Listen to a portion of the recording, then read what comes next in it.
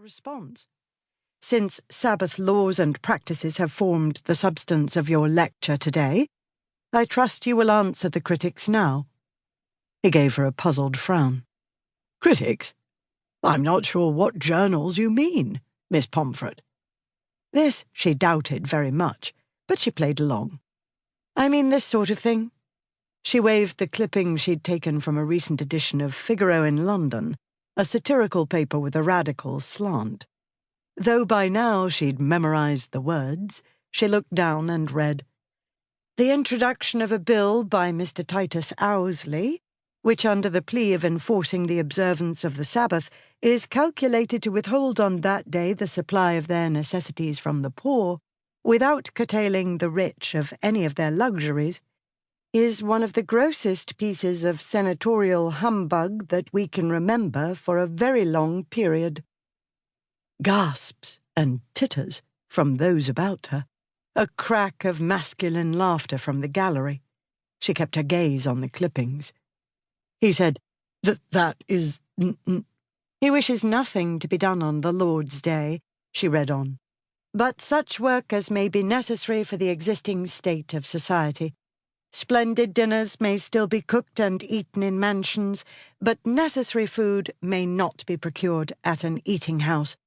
Private carriages may throng the roads as usual, but there are to be no public conveyances tolerated on the Sabbath. In fact, the alteration is to affect only the poorer classes, while the same license that hitherto has existed is still to be permitted to society."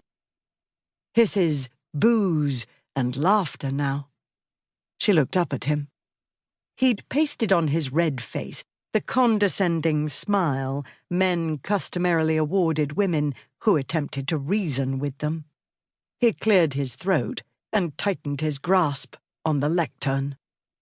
Before he could compose a response, she said, "Is it or is it not a fair characterization of your bill? Or would you find it easier to answer the questions the editor asks?" She read from the next part of the Figaro piece. "Mr. Titus Owsley, do you think that on a Sunday 'tis discreet the poor should neither eat nor drink? That food on that day is not meat? That private carriages may go without the smallest fear of evil, while stages—" "Thank you, Miss Pomfret," he said through clenched teeth. "This is typical of the impious journals, which delight in ridiculing everything and everybody."